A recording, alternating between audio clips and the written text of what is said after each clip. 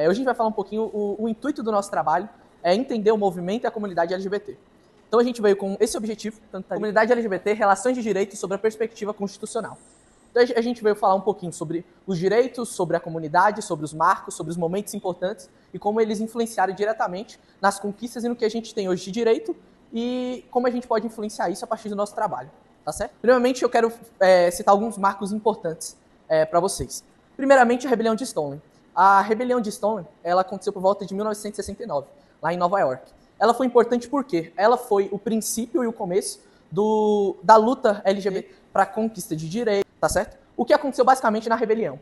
Em 1969, ali havia um bar e o bar ele era dominado por máfias. Cada bar tinha algumas máfias que controlavam e era comum, principalmente nesse bar específico, era o bar de Stonewall, ter momentos ali em que as pessoas do movimento paravam para beber e tudo.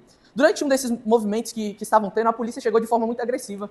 E foi muito importante porque, a partir daquele momento, daquela luta, daquela agressividade que as polícias tiveram para aquelas pessoas, a população, não só a população LGBT, mas a população em geral da cidade começou a sentir-se que estava sendo pressionado pela polícia. Então, o que aconteceu? Eles começaram a criarem movimentos, criaram ali o que a gente vai começar a luta pelos direitos, e a partir dali, aparecido como um dos marcos mais importantes para o movimento LGBT. Em seguida, a gente vai ver sobre os ferros bar, que os ferros bar ele teve início entre junho e agosto de 1983.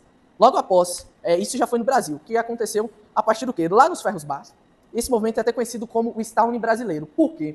No ferros bar, aconteceu o seguinte, lá era um bar especificamente para mulheres lésbicas. Então era um bar que tinha esse objetivo.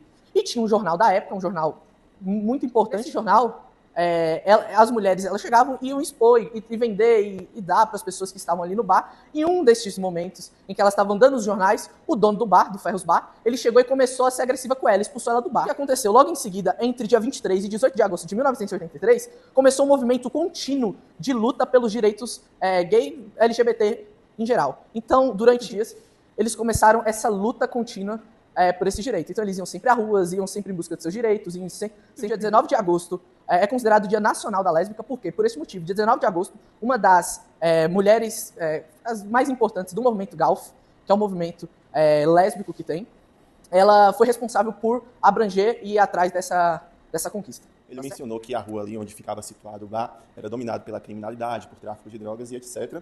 E era o local também que a maioria dos LGBTs da época frequentavam. Por quê? Porque na maioria dos locais não era permitido, por exemplo, travestis, transexuais. E era um local que, por ser dominado pelos grupos marginalizados da cidade, era onde os LGBTs tinham mais liberdade de ser quem eles eram.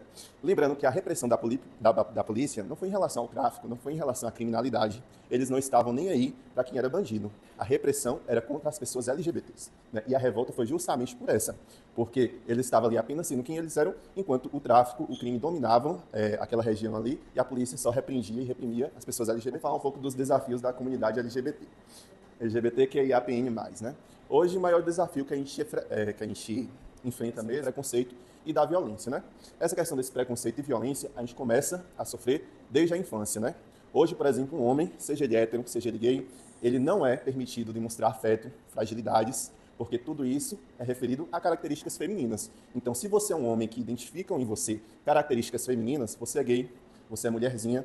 Então, desde criança, a gente aprende a reprimir as pessoas e ser reprimido também por essas questões, por muita influência também do machismo. Quando a gente vai crescendo, né, a gente vai se descobrindo, e pessoas violentas, com princípios de ódio, vão ficando mais violentas também, né? A gente vai sofrendo violências físicas, muitas vezes dentro da própria família, violência psicológica, tortura, como é praticado em algumas igrejas, lembrando que eu não estou falando mal de nenhuma religião, estou falando do que acontece, né, que são terapias de reversão sexual, né? E isso hoje, pela nossa legislação, é considerado tortura, né? E é nosso dever, se a gente souber de algo desse tipo, denunciar. Hoje, no Brasil, é um dos países também que mais mata travestis e transexuais no mundo. É o país que mais mata, né? Também é o país que mais consome pornografia trans. Né? União estável e casamento civil.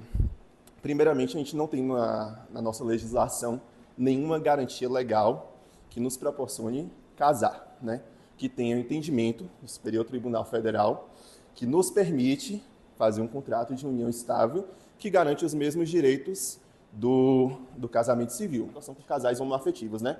Mais uma vez, outro direito conquistado, né? Hoje é possível adotar criança por casais homoafetivos, né? Porém, mais uma vez, não existe expressa legislação sobre isso, né? Inclusive, muitos casais encontram, né, quando estão no processo de adoção e tem um assistente social mais conservador, um juiz mais conservador, encontra certa dificuldade no processo de adoção por isso. Porque tudo vai depender da avaliação do assistente social, vai depender do entendimento do juiz, se aquela família vai ser benéfica para o menor ou não. Então, a gente encontra muita dificuldade ainda para constituir uma família, se assim for o nosso desejo.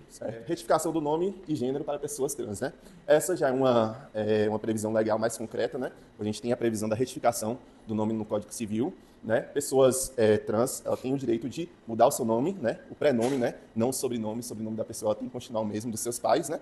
A não ser que em um caso, por exemplo, que sofra muito violência de um dos parentes, né? A nossa legislação também prevê que a gente pode estar retirando o sobrenome dessas pessoas do nosso registro. Vou falar um pouco sobre o desenvolvimento do trabalho e a metodologia aplicada, né? Nosso trabalho foi voltado para entender melhor sobre pessoas LGBTs, né? Aplicamos a metodologia de pesquisa com alguns questionários referentes a como as pessoas se sentem no núcleo familiar, se já sofreu algum tipo de violência, né? Se ela se sente acolhida pela sociedade, se sente algum tipo de medo, né?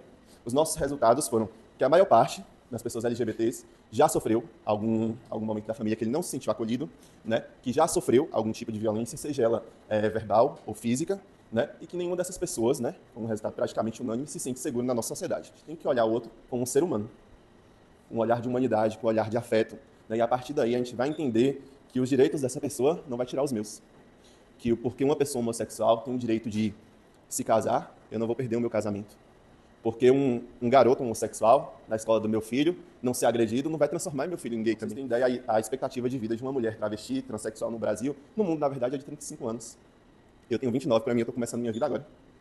Né? Imagine para uma pessoa que tem uma expectativa de vida de 35 anos. Como essas pessoas se sentem. Né? Como essas pessoas se sentem no mercado de trabalho, em ter uma vaga de emprego negada simplesmente por ser quem ela é.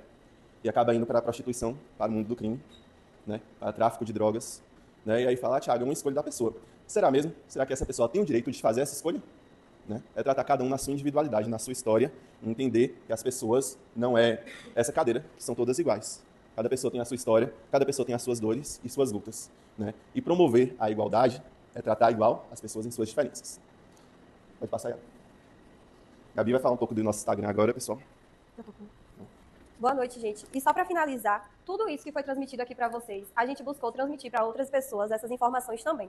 Como vocês sabem, pode voltar, o Instagram é uma das principais formas de comunicação e de alcance de pessoas hoje em dia. Então a gente buscou usar essa rede social como nossos aliados. Afinal, tem 113,5 milhões de usuários ativos mensais no Instagram. E o resultado disso foi que a gente alcançou, em pouco tempo, 124 contas, e dessas pessoas, 51 se converteram em seguidores.